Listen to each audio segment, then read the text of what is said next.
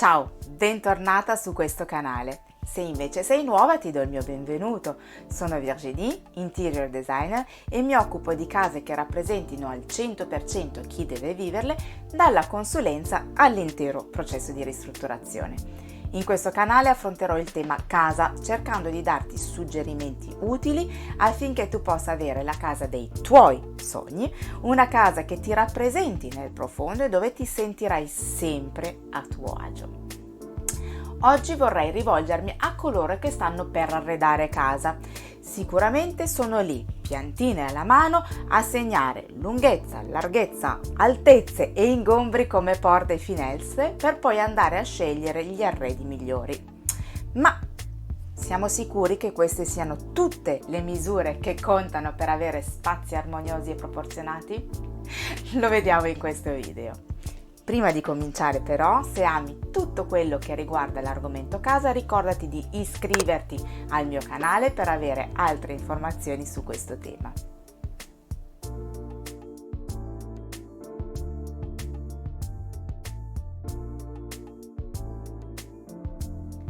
Quando è ora di arredare, come detto prima, di solito si prendono le misure della stanza per poter poi vedere quali complementi d'arredo è possibile inserire in quell'ambiente.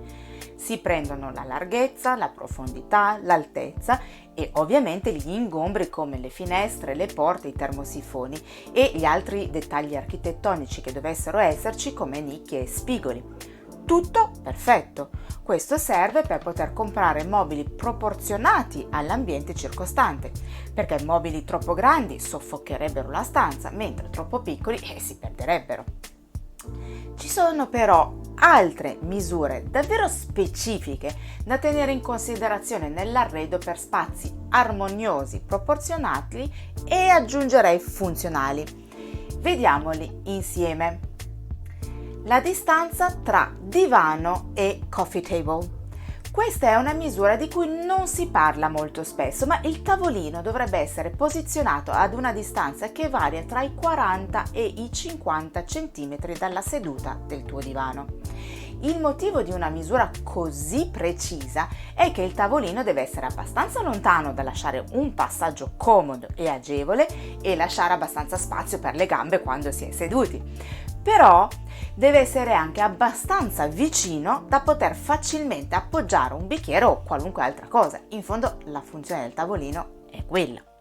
Un'altra misura importante è l'altezza di seduta del divano e altezza del coffee table.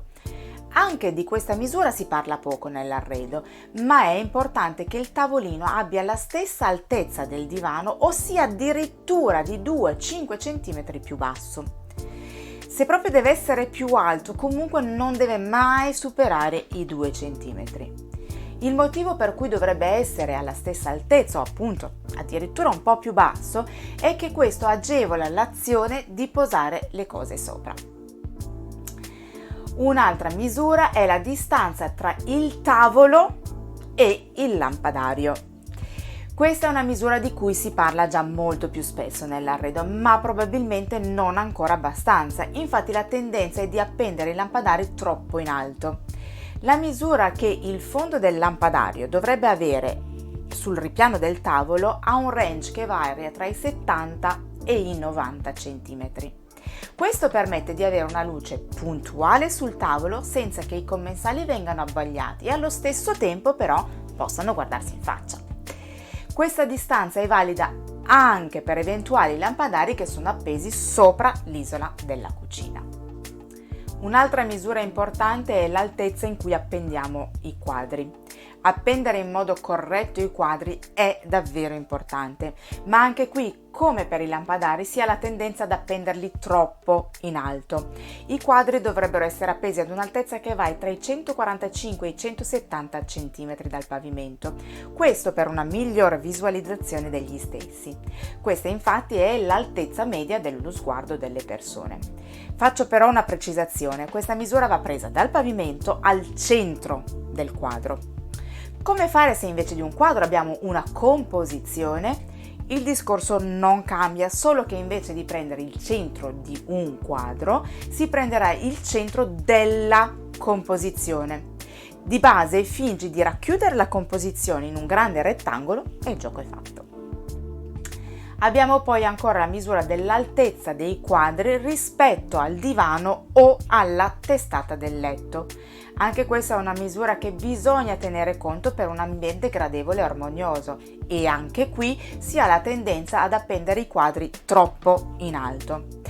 La distanza corretta della cornice dovrebbe essere di 10-15 cm dallo schienale del divano o dalla testata del letto. Con una distanza inferiore sarebbe troppo ingombrante e creerebbe confusione. Con una distanza superiore invece sembrerà fuori contesto. Controlla anche che l'altezza generale dal centro del quadro rimanga nel range dei 145-170 cm, ma se prendi un quadro proporzionato al divano non dovrebbero esserci problemi. Abbiamo poi la distanza tra quadri in caso di una gallery. Se decidi di fare una bella gallery con i tuoi quadri o con le tue fotografie, oltre a posizionare tutta la composizione all'altezza giusta, dovrai anche fare attenzione alla distanza tra i vari pezzi. Questa distanza dovrebbe essere di circa 5 cm.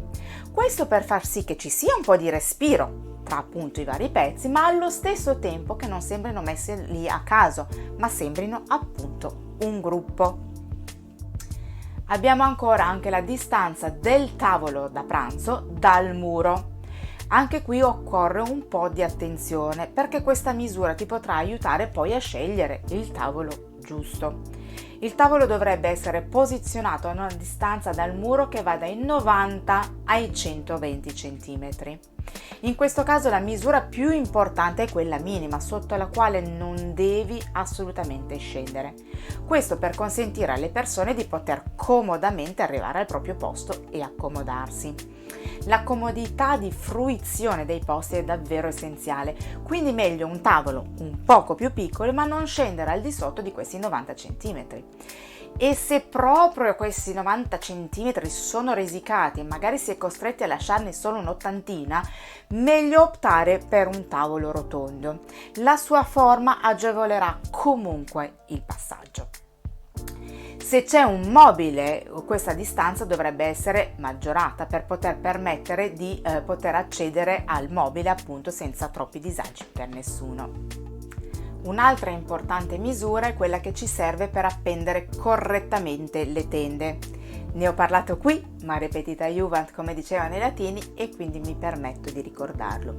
A meno che non siano pannelli a vetro, le tende andrebbero appese appena sotto il soffitto e dovrebbero arrivare a toccare terra.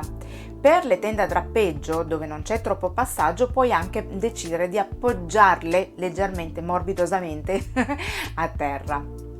Inoltre dovrebbero coprire non solo la finestra ma anche una porzione del muro laterale di almeno 15-20 cm per lato.